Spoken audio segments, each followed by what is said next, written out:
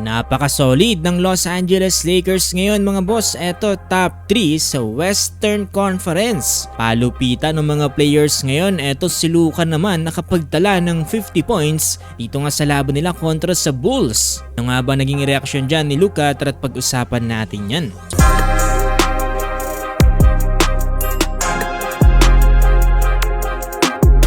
Eto mga boss laban ng Los Angeles Lakers kontra nga dito sa Chicago Bulls. Kompleto etong purple and gold ngayon mga boss na binubuo ng Big 3 na sina LeBron James, Luka Doncic at Austin Reeves. Dito nga pala sa naging laban na to mga boss nakapagtala etong si Luka ng 51 points, 10 rebounds at 9 assists. Sayang isang assist na lang sana at triple-double na etong si Papa Luka. Sinusundan dyan si Luka ni Austin Reeves sa mayroong 30 points, 5 rebounds at 7 assists. Dito nga mga boss sa naging laban na to ay tinalo nila ang Bulls sa final score na 142-130. At dahil nga sa kanilang pagkakapanalo ngayong araw ay naangat sila sa pwesto dito nga sa Western Conference standing at inungusan nga nila itong Rockets dito nga sa standing. Kaya ngayon ay pangatlo na sila with 41 wins at 25 loss. Nanguna pa rin dyan itong Oklahoma City Thunder with 52 wins at 15 loss at itong San Antonio Spurs with 48 wins at 18 loss. At ang susunod na kakarapin nga dyan ng Purple and Gold ang kanilang matalik na kaibigan na Denver Nuggets. Ito nga mga boss ang mga naging reaction dyan ni Luka Doncic matapos nga naging laban na to.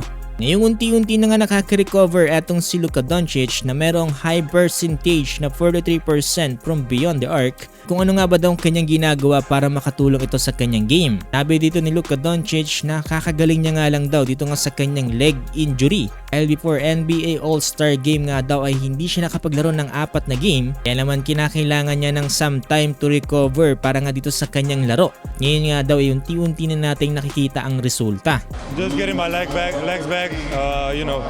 Before All-Star I missed 4 games, so it kind of give me some time to recover. So just getting my legs back and being confident. Kung mapapansin nyo mga boss nasa ika-4 na win streak na ngayon eto ng Purple and Gold. Nasa about plus 70 na ang Los Angeles Lakers. Aba daw ang gagawin ng Lakers para mapanatili ito? Sabi ni Luka nasa right track na nga daw sila ngayon. Gumagawa nga rin daw sila ng a lot of good things. Especially ngayon na umabot sila sa 130 points. Which is medyo mataas kumpara sa mga scores na ginagawa ngayon ng Purple and Gold. Kinakailangan lang daw nila mag-rest ulit para sa susunod na laban.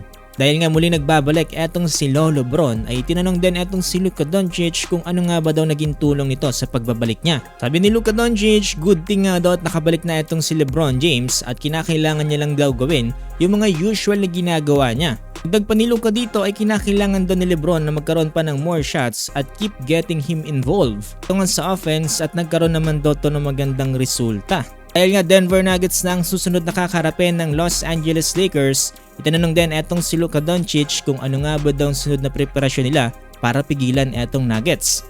Ayon kay Luka Doncic ay kinakailangan lang daw nilang pigilan etong si Nikola Jokic. So congrats para sa Purple and Gold at kung siya pa na may basketball updates ganito, ay huwag niyong kakalimutang i-follow itong ating page.